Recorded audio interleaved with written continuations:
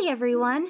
Before we get started with today's chapter, we wanted to announce that the Studio Reverie Discord server is now officially open to the community. You can follow the link in the description below. Thank you all for your continual support, and we hope you enjoy the highly anticipated Chapter 45.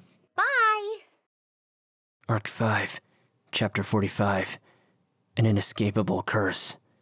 As Wilhelm spoke the name of a witch he had never heard before, Subaru shuddered.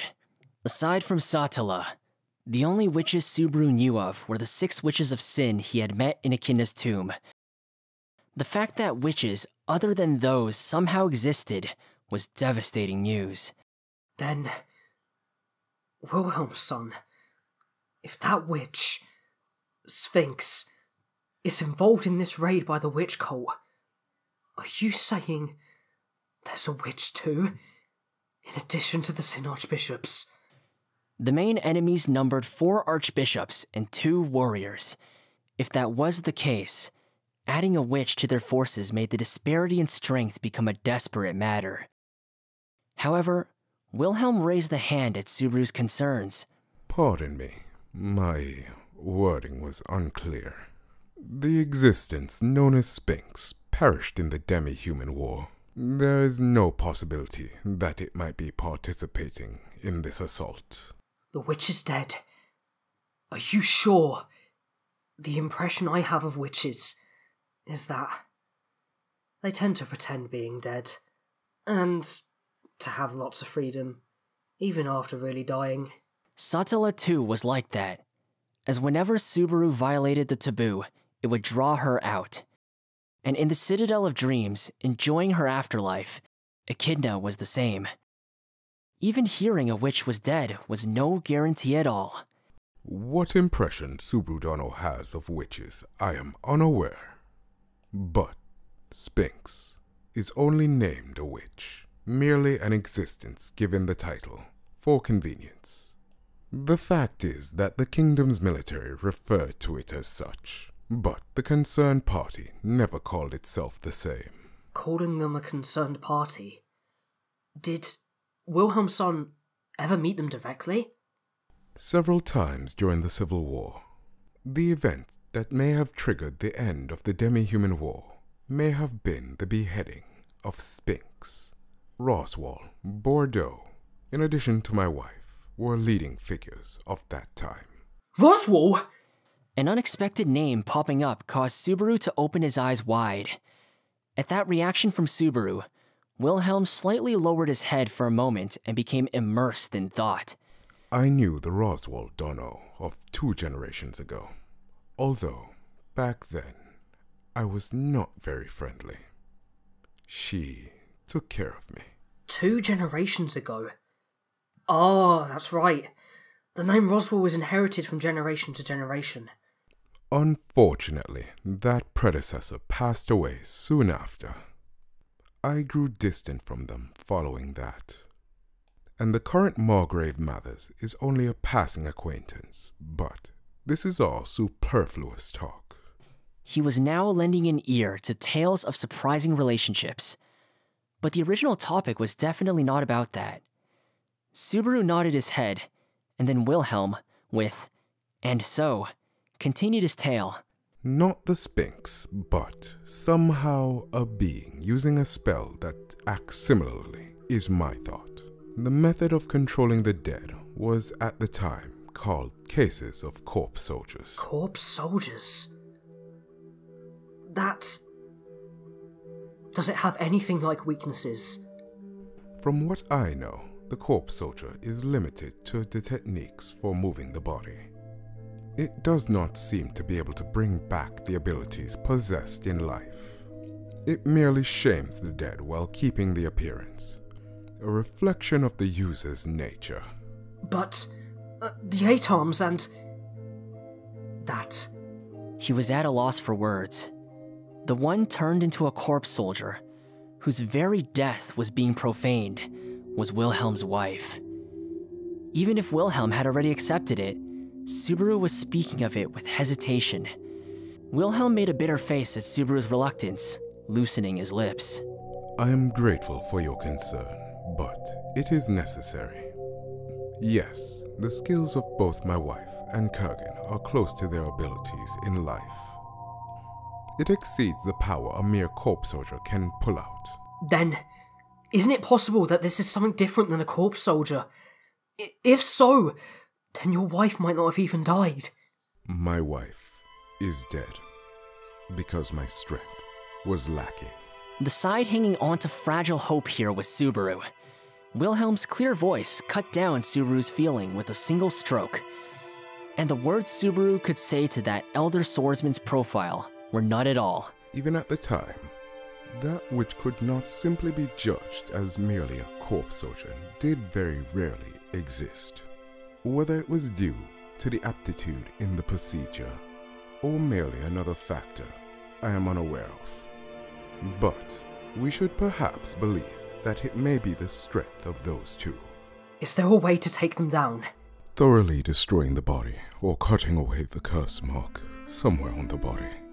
Then the corpse soldier will return to a simple corpse. It must be done this way. Wilhelm's considerate voice cannot easily be heard. He was conscious of his calm, trying his best to focus on what he felt he had to do. His trembling voice, his clenched fist, his scrunched eyes. In that moment, he was not able to hide anything. I apologize for holding you this long. Crusch-sama cannot be made to wait any longer. Now, this way. Wilhelm bent his back and indicated the door of the division they had reached. On the innermost part of the 4th floor was a room with a crumbled plate labeling it as a lounge. Inside, Crusch, who had called Subaru, was waiting. Passing Wilhelm's side, Subaru headed for the door, the sound of footsteps echoing. Definitely, the distance to the door felt awfully long. There was even the impression that the soles of his shoes stuck to the floor and interfered with Subaru's progress. The fact that this reluctance was his own weakness, Subaru was clearly aware of it. It's me, Natsuki Subaru. Is Crusch-san? He knocked, and called out with a voice so quiet, he wondered if it reached the other side of the door. Like that, after a brief silence, taking no more than a moment, the other side slowly opened the door. The face that appeared was Ferris's, but his appearance had changed entirely. Subaru-kun. Red eyes puffed up from crying and disheveled brown hair. Covering his entire body in black stains was not his, but someone else's blood. His white skin splattered. He must not have had the time to clean it. His cheek and neck were also smeared with fresh, sticky blood.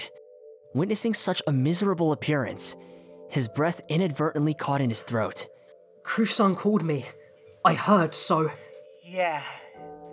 Inside, she's on the bed. Definitely don't do anything unnecessary, please. A firm voice, with some hatred intermingled near the end.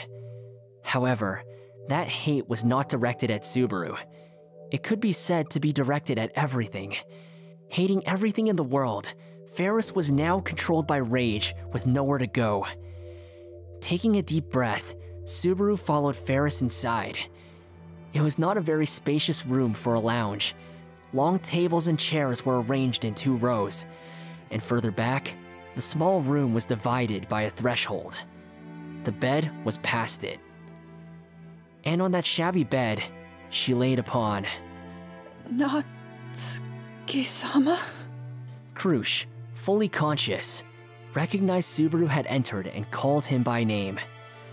Reacting to her voice, Subaru's throat felt like it had constricted. Readying himself, feigning calm, calling out assuring words, he was unable to even do something so simple. My appearance is not presentable. My apologies.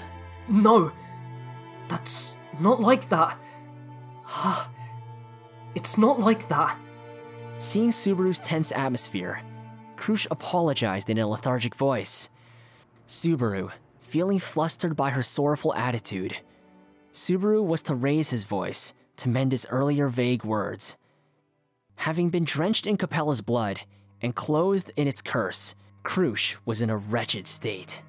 Her neck, the back of her hands and feet, Over all exposed skin, dark blackened veins were visible. It was not difficult to imagine that under the towels and blankets and clothes, the skin there would be afflicted with the same. These black blood vessels, that pulsed instead of circulating blood like regular blood vessels, gave off the appearance of a writhing serpent, strangling Crusch's tiny body.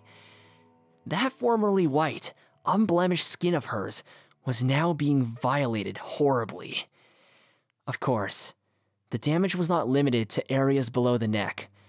Crusch's dignified visage, reminiscent of a slender sword's beauty, its left had received disfiguring stains.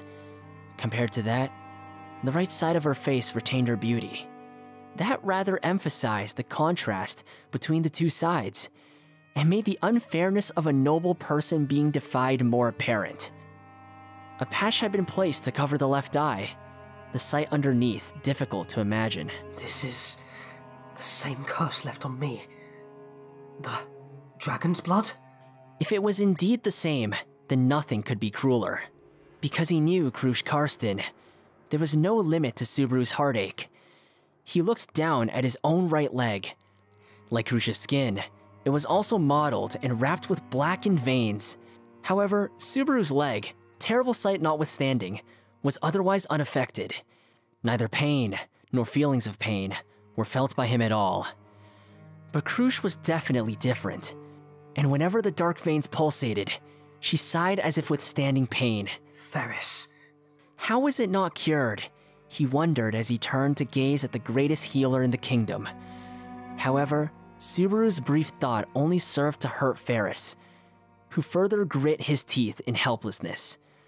Biting down on his lips, stabbing his own arms with his nails while bowing his head, Ferris understood his lack of power and regretted more than anyone else in the room. Knowing the relationship between the two, Subaru had no reason to doubt all possible methods beyond his imagination had been exhausted already. Crusch-san, what do you need of me? Why, in such a painful situation, had she called out for him? He did not think that there was something he could do. Maybe there was something she wished to say. To ask for revenge on Lust, who had done this to her. Perhaps even resentful words would be directed towards Subaru. Even if fed insults, even if curses were poured on, he would accept it all. At Subaru's question, Crusch opened her mouth, enduring the pain. Leaning in close to her lips, he paid his utmost careful attention to make sure her faint breaths would not go unnoticed. And...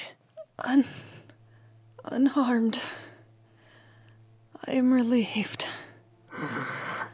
I heard that, like me, you were cursed. Subaru felt a burden lift from her in the softness of her relieved sigh. At the same time, he understood the true feelings in her heart and grew so angry at his own stupidity, he wanted to die. Had he been thinking it would be easier to be criticized, so he had doubted Crusch's integrity and had underestimated her noble heart. She had just been truly worried that Subaru had been afflicted with the same pain as herself. Sorry. I'm sorry, Crusch-san. Having suspected her feelings because it had resulted in her suffering, and being unable to suffer on her behalf, he squeezed out those mixed emotions in his voice. Without realizing what he was doing, he stretched out his hand and grasped the hands of Crusch, who had weakly laid over her stomach. The black blood vessels had no special texture even if touched. That the feel of skin with this ruined of an appearance did not change was even more pitiful. But... the sudden sound of Crusch's sigh and the simultaneous pained noise from Subaru's throat overlapped. Agony, as if he had grasped a hot iron stabbed into his whole body, starting from his palm. In an instant, Subaru released Crusch's hand and stared at the palm the sensation had come from. The blackened erosion was spreading over it. What the? Show me, Subaru-kun! Grasping the groaning and hurt Subaru's hand, Ferris inspected the erosion. The light of healing blanketed the spot, but there was no sign of either the pain or the affliction fading away.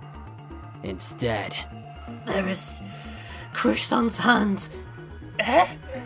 Subaru's gaze was directed at Crusch in astonishment, and beckoned Ferris to direct his own the same direction.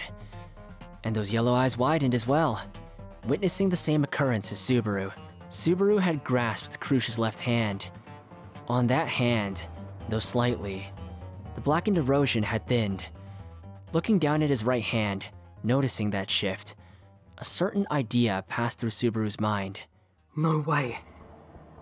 It moved from Crusch's body to mine. Is that it? He could only think that.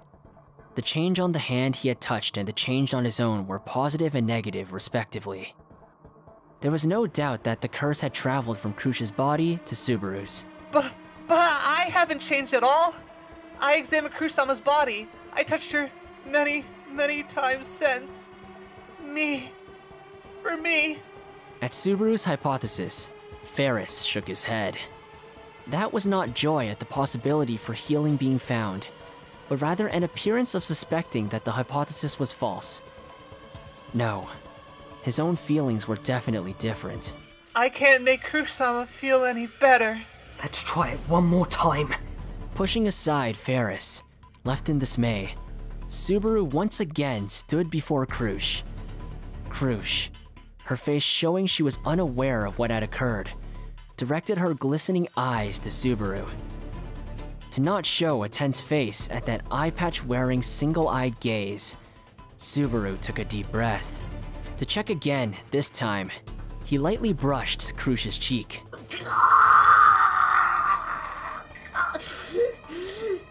Immediately after, Subaru's brain was stabbed with pain as if magma had been poured into his veins. Through the tip of his fingers, the curse that was violating Crusch's body flowed in and seared his senses. Feeling unbearable, severe pain, Subaru screamed loudly and yanked his body away. Like that, falling back with the momentum, the hand which had been touching Crusch lost contact with her body.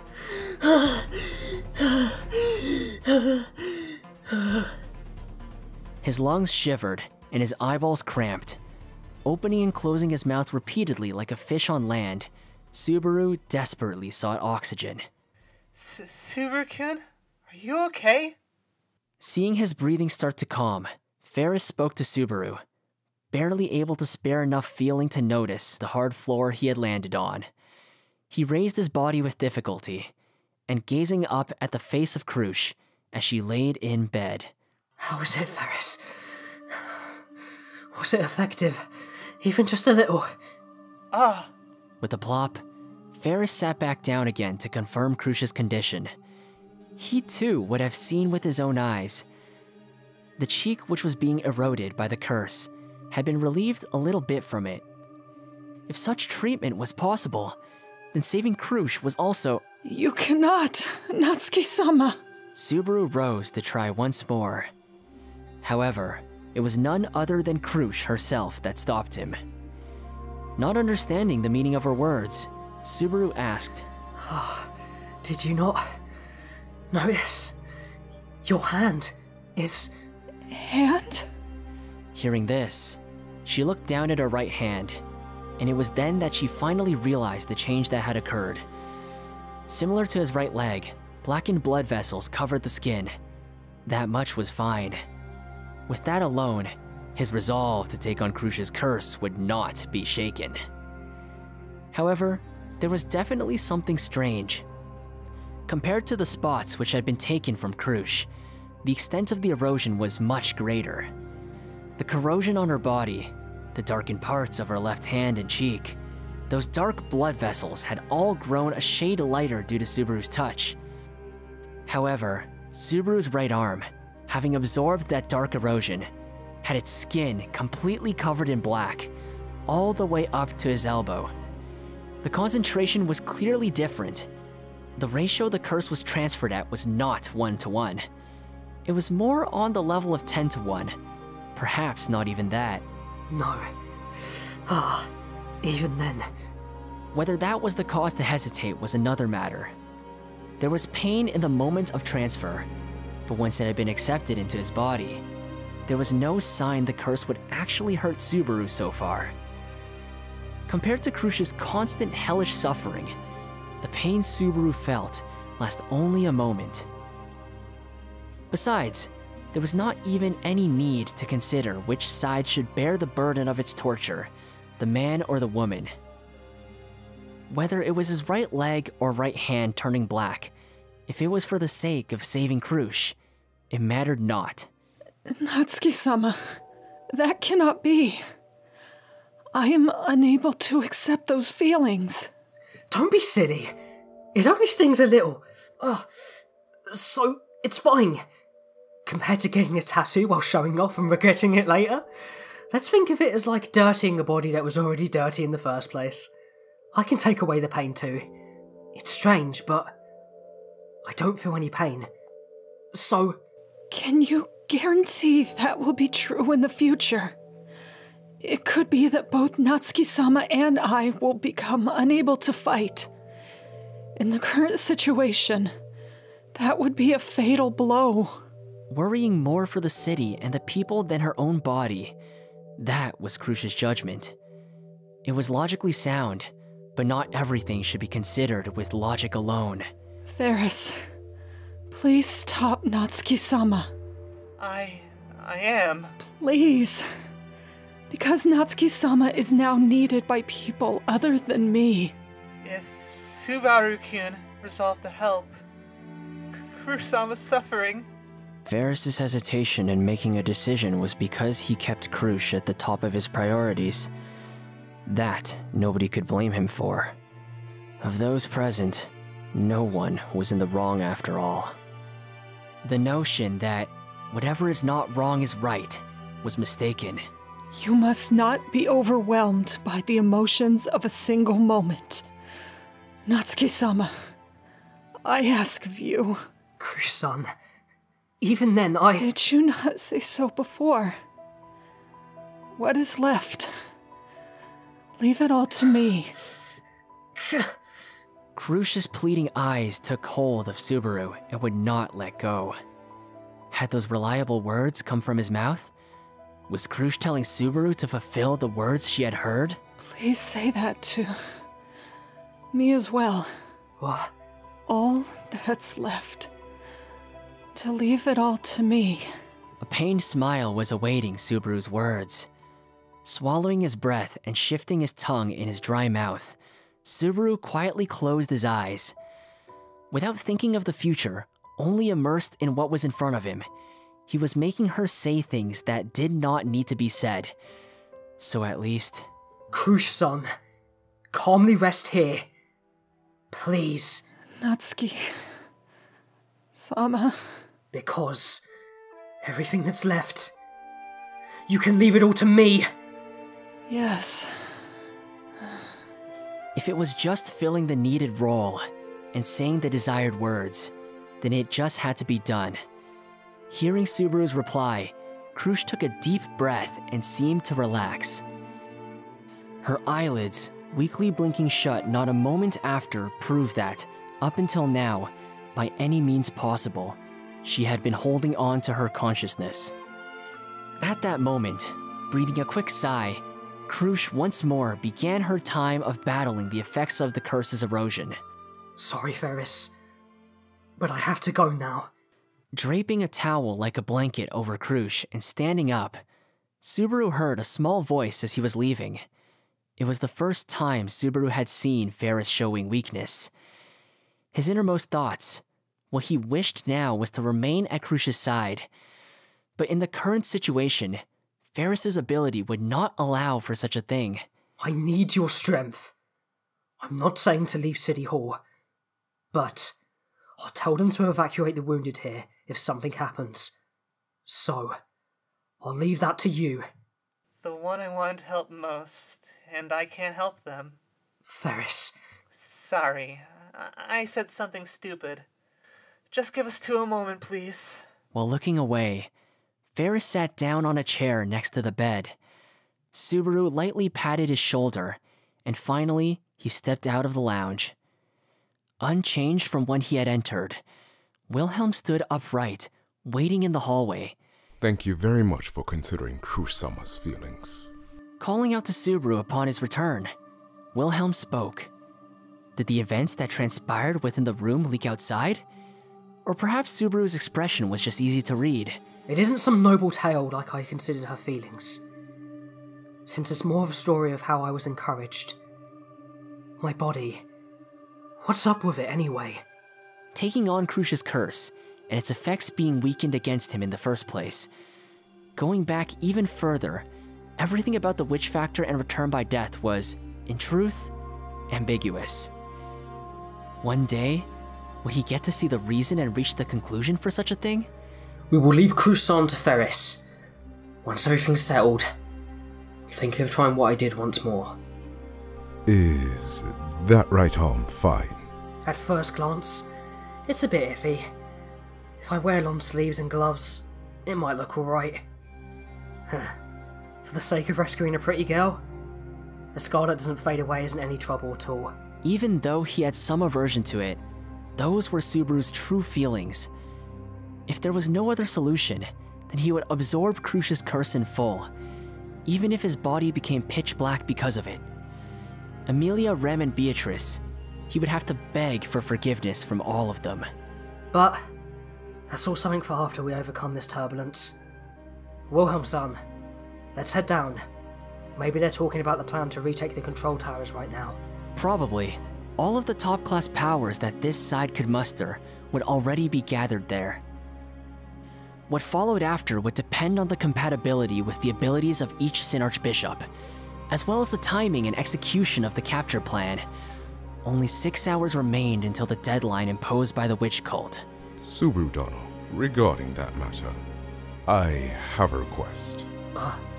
Request? Wilhelm's words stopped Subaru as he headed for the stairs. The elder swordsman nodded his head towards the door behind him, showing concern in his eyes for his master within. If possible, please recommend me for the task of subjugating lust. Since I am aware of its powers of mutation and super regeneration, I will request this of you. Revenge for Crusch-san. Is that it? That as well.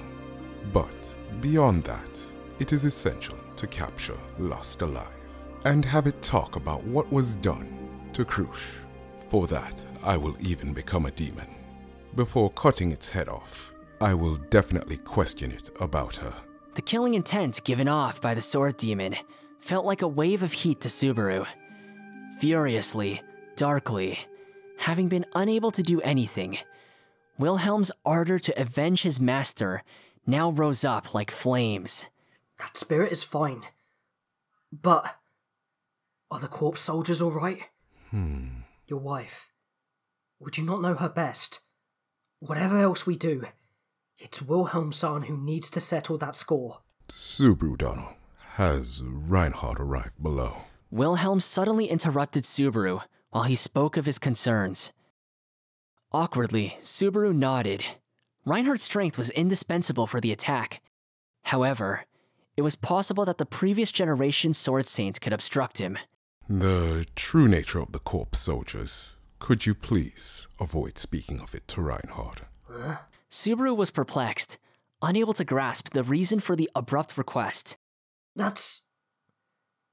Don't tell that guy about Wilhelm-san's wife. Is that what you mean?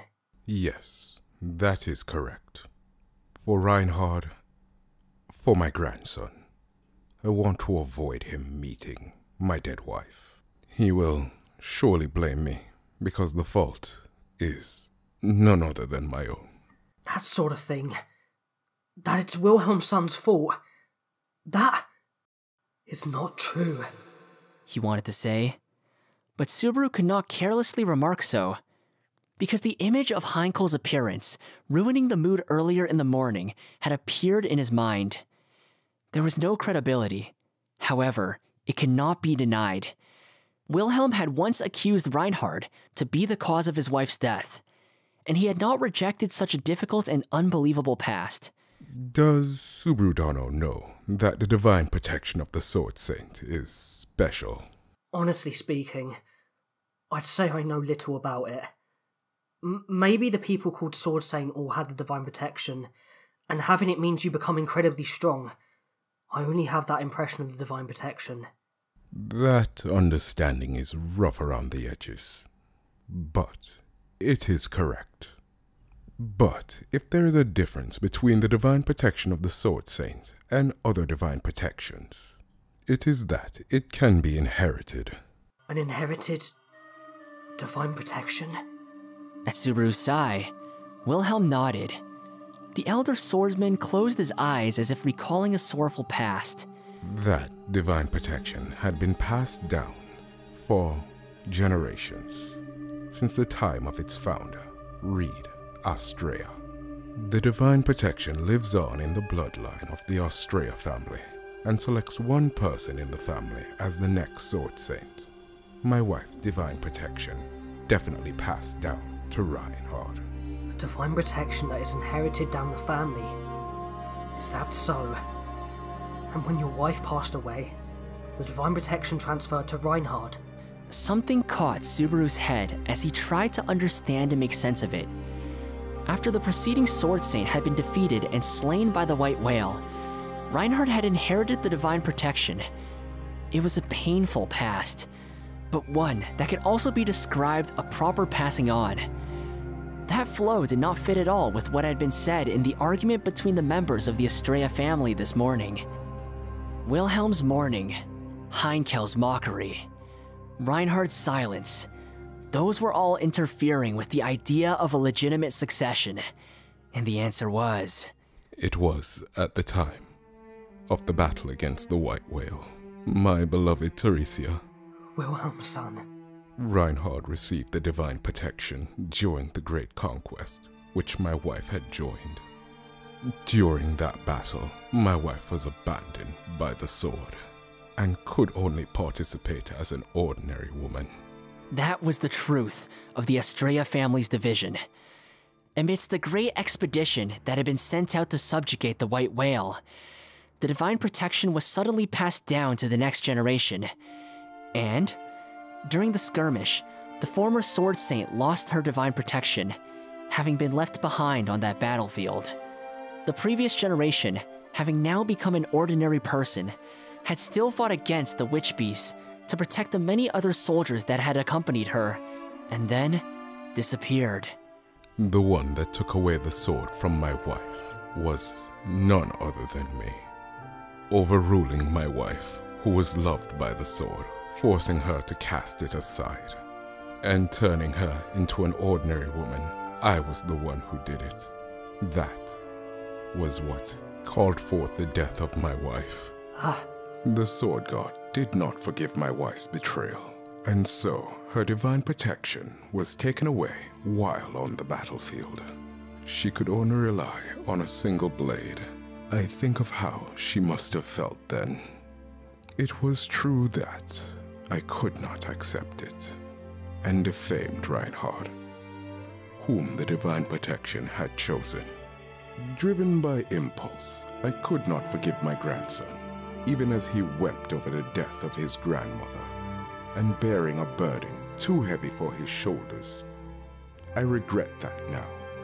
The regret that Wilhelm had revealed to Subaru on the previous night, he was referring to that mistake. Even knowing that Reinhard had not done anything wrong, Wilhelm was unable to accept that fact as he mourned his wife's death. As a result, the Astrea family had split apart. I did not want to repeat it again. Reinhard had no responsibility in my wife's death. I have no reason to blame my grandson. And so, he was saying he would bring this to a close himself, instead of revealing it to Reinhard. That feeling he had understood painfully well from his talk. Even Subaru would wish the same to happen if possible. But the burden Wilhelm carried was too high. About Crusch's son and your wife, they will be taken care of, Wilhelm's son. And even if I don't talk about the corpse soldiers, you never know where they'll show up. That is definitely a needless worry, Subaru Dono. Wilhelm shook his head at Subaru, as the latter was about to point out that it was not certain. And the sword demon spoke as his expression twisted into a fearsome grimace. Because there is no chance my wife is not coming to see me.